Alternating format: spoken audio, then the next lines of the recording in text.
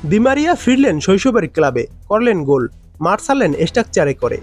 Angel Di মারিয়া এমনিতেই আবেগপ্রবল মানুষ, তাই 18 বছর পর শৈশবের ক্লাব রোজারিও সেন্ট্রালে ফেরা দি মারিয়া বরণের দিনে যে আবারও আবেগে ভেসে যাবেন তা অনুমেয় ছিল।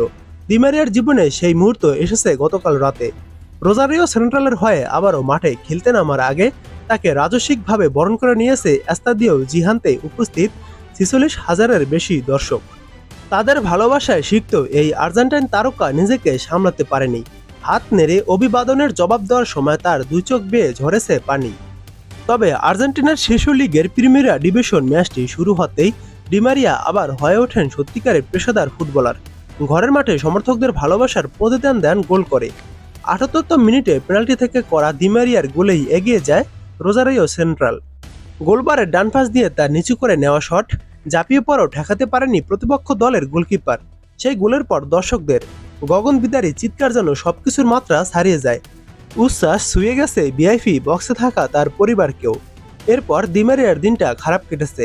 ম্যাচের 89তম মিনিটে প্রতিপক্ষের এক খেলোয়াড় বাজেভাবে ট্যাকল করলে আঘাত পেয়ে স্ট্রাকচার করে মাঠ ছাড়েন 37 বছর বয়সী এই উইঙ্গার। এ সময় তাকে আবারও কাঁদতে দেখা যায়। দি মারিয়া মাঠের বাইরে যাওয়ার পর ম্যাচের মোড়ও ঘুরে যায়।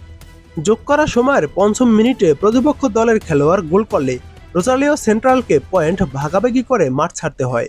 অবশ্য স্ট্রাকচারে করে মাঠ ছাড়তে হলেও গুরুতর কিছু ঘটেনি বলে ম্যাচ শেষে জানিয়েছেন ডি মারিয়া। পরে সামাজিক যোগাযোগ মাধ্যমে আর্জেন্টিনার এই বিশ্বকাপ জয়ী তারকা শৈশবের ক্লাবে ফেরা নিয়ে লিখেছেন, এ অবিস্মরণীয় মুহূর্তের জন্য এত বছর অপেক্ষা করেছি। এতটা ভালোবাসার জন্য সবাইকে ধন্যবাদ।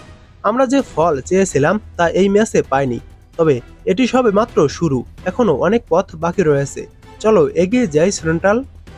দি মারিয়া এখন পর্যন্ত বিভিন্ন ক্লাবে খেলেছেন। তাদের মধ্যে হলো পর্তুগিজ ক্লাব বেনফিকা, এরপর Real Madrid, Manchester United, PSG, Juventus এবং আবার বেনফিকায় খেলে কদিন আগে ফেরেন শৈশবের ক্লাব রোজারিও সেন্ট্রালে। দি মারিয়া দলের পরবর্তী ম্যাচ আগামী শনিবার।